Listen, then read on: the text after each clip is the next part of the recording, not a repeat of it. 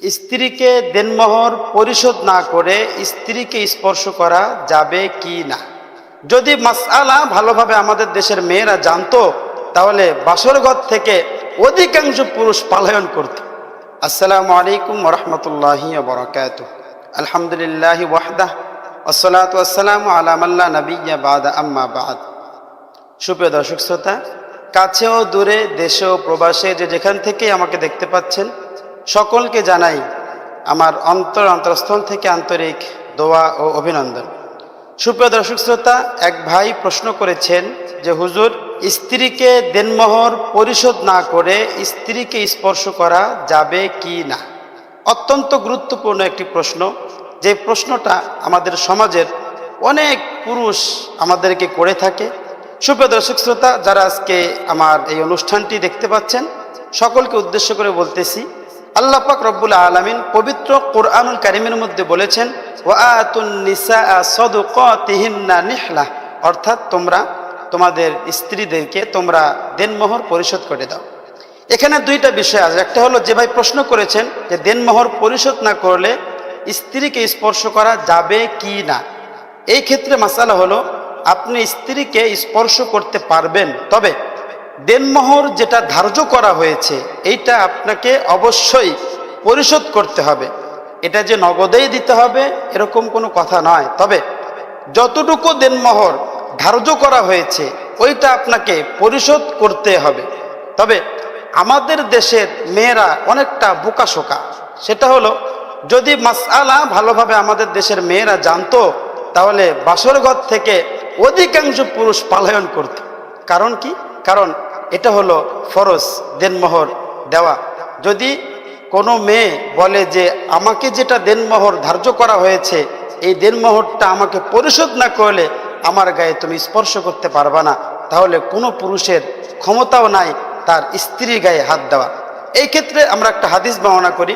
রাসূল করিম সাল্লাল্লাহু আলাইহি ওয়াসাল্লামের কন্যা ফাতেমাতুজ জোহরা রাদিয়াল্লাহু তাআলা আনহা, ফাতেমা রাদিয়াল্লাহু তাআলা আনহার বিবাহ হয়েছে আমরা সকলে জানি হযরতে আলী রাদিয়াল্লাহু তাআলা আনহুর সাথে। যখন আলী রাদিয়াল্লাহু তাআলা আনহুর সাথে হযরত ফাতেমা রাদিয়াল্লাহু তাআলা আনহার বিবাহ হলো, যে দেনমোহরটা ধার্য করা হয়েছিল, ফাতেমা রাদিয়াল্লাহু তাআলা আনহা বলেছিলেন যে আব্বা, আমাকে যেই দেনমোহরটা দিতে চেয়েছে বা যেটা ধার্য করা হয়েছে এটা যেন আমাকে আগে পরিশোধ করে।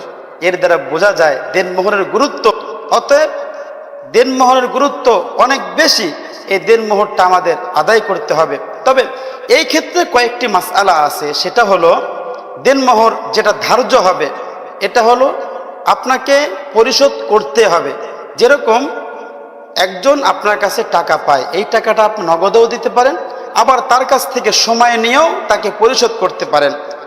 কিন্তু টাকা কিন্তু আপনাকে দিতে হবে, আজকে হোক, কালকে হোক, পরশু হোক, এই টাকাটা আপনাকে দিতে হবে। না দিলে যেরকম আপনি গুনাহগার, ঠিক তদ্রূপভাবে দেনমোহর আপনার উপরে যেটা ধার্য হয়েছে এই দেনমোহরটা আপনাকে অবশ্যই পরিশোধ করতে হবে। অতএব যেই ভাই প্রশ্ন করেছেন যে দেনমোহর পরিশোধ না করে স্ত্রীকে স্পর্শ করা যাবে কি না, হ্যাঁ, স্পর্শ করা যাবে।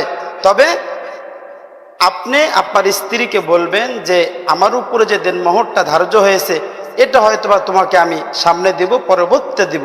কিন্তু আমাদের দেশের পুরুষরা এই দেনমোহর দেওয়ার ক্ষেত্রে এতটাই তারা গরিমসি করে, এই দেনমোহরটা বলে যে দেখো, এখন আমার কাছে টাকা নাই, মুরব্বীরা তো অনেক টাকা ধরে ফেলেছে, আমি কিছুদিন পরে বিদেশ যাব, আমি যা টাকা পাবো সবই তো তোমার।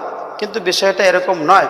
মৃত্যুর একদিন আগে হলেও আপনাকে দেনমোহর পরিশোধ করতে হবে।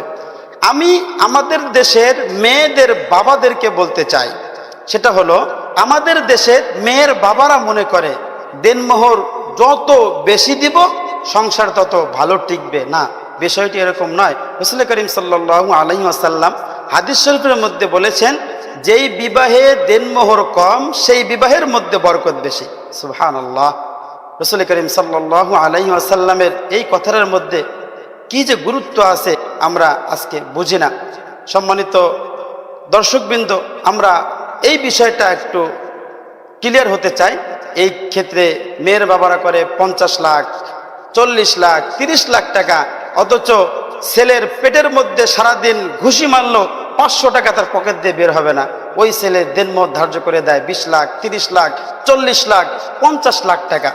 অতএব সুপ্রিয় দর্শক শ্রোতা, আমি আমার দেশের মেয়েদের বাবাদেরকে বলবো, আপনার জামাইয়ের যতটুকু সামর্থ্য আছে ওর উপরে আপনি দেনমোহরটা ধার্য করবেন। আশা করি আল্লাহ পাক রব্বুল আলামিন ওই বিবাহের মধ্যে বরকত দিবেন।